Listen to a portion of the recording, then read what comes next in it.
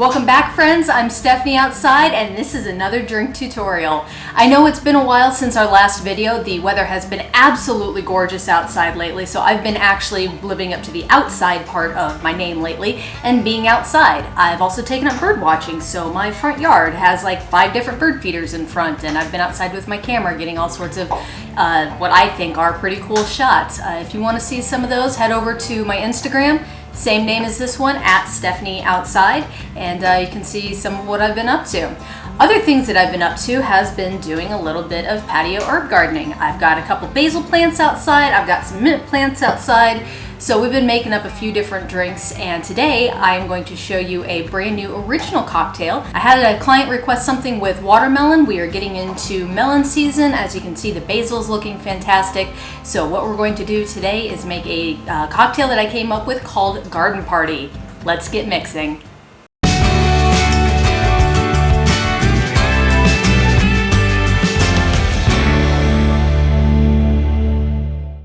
This drink is going to require a little bit of prep, but don't worry, it's not terribly hard, and I'm going to walk you through everything. The first thing you're going to need to do is to make a basil infused simple syrup. Now, if you remember from the other videos, simple syrup's very simple, equal parts sugar, water, and then we've just been shaking it up in a little container because that's all we needed to do. Now, since we are going to be doing some infusing with our happy little basil plant here, and we're just using sweet basil. It doesn't have to be any specific type. You can use kind of whatever you have on hand. I would maybe stay away from Thai basil. That's got a phenomenal flavor profile, but it's a lot different than what we've created with this. So to make the basil infused simple syrup, get yourself a saucepan. And what we're going to do is just make a very tiny amount. It doesn't take a lot for this drink. So we need our sugar dish, and we're just going to do a 1/4 cup of white sugar. And as you can see, I have been making a lot of syrups lately. I now have a hummingbird feeder, so it's been taking up quite a bit as well. So dump a 1/4 cup of that in there, get a 1/4 cup of water on top of that, and then what you're going to do is grab your either happy little basil plant or whatever you happen to grab from the grocery store. Just fresh basil leaves are best. Grab a few of these, and then what we're going to do is lay them flat in the palm of your hand like this, and that's called spanking. And then just give them a quick roll, because what we're doing is we're getting those leaves kind of bruised up, the oils start to come out. That's what gives it that really phenomenal aromatics. So get those all just kind of mashed up a little bit, drop them in, take them over to your stove, and turn the heat onto medium. We're just going to set that back there for a second because I did go ahead and make up a little bit beforehand. So set that on medium, stir it every so often. What you're looking for is the sugar to completely dissolve and then the aromatics of the basil to just really come in. You don't really want much more than a simmer to happen. You don't want to fry these basil leaves. And once that's all put together, pull it off the stove, set it aside to cool, and then you can refrigerate this if you are going to use a little bit later. Just pull those basil leaves out before you stick it into the fridge and everything will be great. So from there, the next component is going to be watermelon. Now, if you have the time and energy to go through and cut this up yourself, like we've done, we've already done half of this, you can keep watching for this next step. If you are crunched for time or you just don't really feel like getting watermelon juice all over the place, you can go ahead and just pick up about a pound, give or take, of pre-cut watermelon. What we're looking for here is we want the juice. We're going to be getting 4 ounces of this juice out. So what you do here, you don't have to get super technical or fancy or anything with your knife cuts or whatever. Just go through and scoop out a bunch of watermelon and get yourself a pasta strainer and another bowl. So set that up there and just scoop this out. And you can start to see the juices are already coming up like that. Look. And here it's just kind of pooling in there. We're going to go ahead and just pour that part in as well. And we're going to do a little bit more. There we go. Doesn't take a lot, but you can always use more, right? So we're going to set this back off to the side. There we go. And then just with the back of your spoon or a potato masher, whatever you've got on hand, just kind of mash that into the pasta strainer, because what you're doing is getting the juice to come out. So you can see we've got a pretty good amount of that already. Doesn't take much, which is nice, especially if you grab a nice ripe watermelon.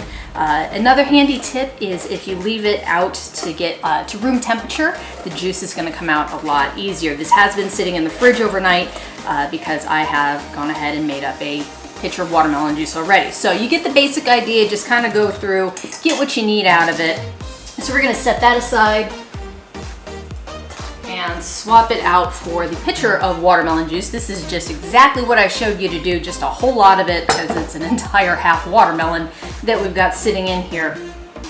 So from here, what you're going to do is keep your basil plant handy because we do need another one of those leaves. Get some lemon juice going. Again, fresh is best. Grab the small side of your shaker tin, get your jigger ready, and then we're going to be using gin for this one as well. Now we are also going to be using one of those more softer botanical forward gins. The one that I've chosen today, because we are supporting local here in Minnesota, is this Prairie. It's organic gin. It's just very nice and soft and smooth and easy, nothing terribly offensive, and it blends in fantastically with the watermelons. So I've got myself a little pour spout just because I like those. They do make my life a little bit easier. We'll set that off to the side for a second. So to start, pick off or get yourself another couple of basil leaves. We're gonna go for about 3 good sized ones here. All right, basil leaves tucked in there. 1/4 ounce of your lemon juice, just right in there. Pour that on top. And then just like we do for a mojito, we want to gently muddle these. We're not looking to turn them into a paste. We're not looking to tear them all up into small, tiny pieces. We just want to kind of push down and rotate like that. So that's going to release the aromatics. That's going to get the oils going, a little bit of the juice out of the leaves and blending up with the lemon juice there. So that's going to, yeah, just a little bit more. All right, shake that off so you can kind of see what's going on in there. Leaves are still pretty much whole, but they just look a little darker. They're a little wet now. And now we've got that basil deliciousness, goodness mixed in with the lemon. So the next step from here is grab your watermelon juice, and we're gonna do 4 ounces of this. So on the big side of your jigger, remember that's 1.5 ounces. So we're going to do 1.5.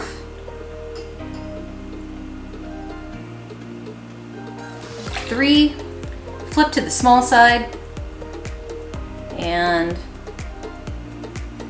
4.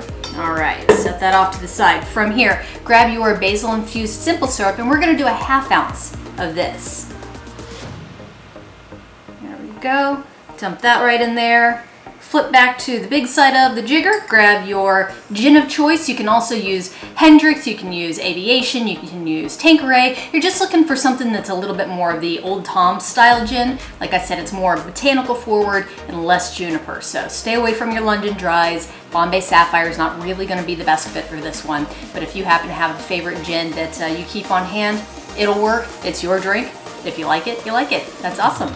So get that 1.5 ounces of your gin, chuck that right in there. All right, so from here, if you have the shaker combination set, fantastic. We're gonna shake this up here in just a second. If you don't, you can still get some ice. And if you're just using a couple of pint glasses or whatever, you can also do what's called rolling a drink, which is literally just pouring it back and forth like this. And you do that a handful of times until the drink really starts to get cold. Now, because we don't have a lot of different specialty ingredients or anything that takes a lot of really hard shaking to combine, you can do that, that's just fine. You can also grab your spoon and give it a stir, just kind of whatever you happen to have on hand. So you do that, and then as always, you can do the shake like that. All right, so we're gonna call that all nice and mixed together. Grab yourself just a nice looking glass here. I like this one. Get some more ice. Like that. There we go. Grab your strainer. And then just pour that right over the top. Look at that color. Oh, that is so pretty. All right. If you want, you can go ahead and just top it off with some of the ice that you have left in your shaker tin there.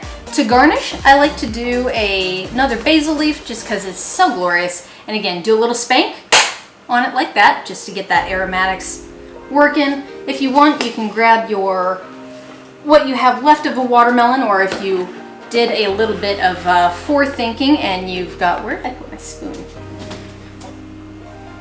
And you've got a melon baller or something like that, you can scoop some of these out and stick them in the freezer so they are nice and cold. Otherwise, you can just do a quick little turn with your spoon there. There we go. Get yourself just a little bit of a lemon cube, lemon ball. There we are. So you can see how that's looking. And now for the final touch and the most important part, this just kind of helps everything come together. So I really recommend not skipping this. Grab yourself some kosher salt or some freshly ground sea salt, and we're just gonna give that a little bit of a turn up there. This really just helps the flavors all blend together, come together well. If you've never had salt on watermelon, try it. Your life will be changed forever.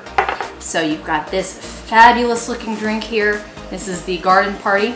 Now, if you also want to do something that's a little bit of a slower sipper with this much ice, I would recommend maybe going a little bit quicker on the drinking, just because you don't want to get it too watered down. The watermelon is a very delicate flavor. However, again, you do you. If you just get to talking and you've got a pitcher of these sitting around, not a problem. But you can also grab yourself a lowball glass, get one of your big ice cubes. I made up another one of these a little bit earlier. We're just gonna pour that right over the top there. Move all these out of the way for a second.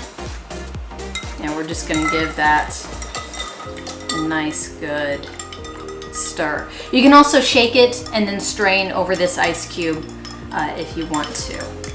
So get that nice and stirred up there. You can see I just went ahead and dumped the entirety of that, what we had in the muddling cup in there, so the basil is still in there. If you want to go ahead and fish that out so it's not quite as strong of a flavor, you can also do that as well. Again, figure out how you like this the best. Play with it. It's going to end up being one of your favorites, I'm pretty sure. This would also go well with a little bit of ginger beer on top. Again, have fun with it, play around with it, make it your own creation. Everybody has their own garden that's set up the way they like. This garden party can do the same thing for you. Thanks for watching. I really hope you enjoyed everything. If you did, leave me some comments, hit the like button, subscribe if you haven't already. Let me know if there is a drink or something that you would like to see me put together. As always, thank you so much for watching, and if you care to tip your bartender, it's very much appreciated. Links to everything are down in the description below. Have a great day, have a fabulous week, stay safe. We'll see you in the next one.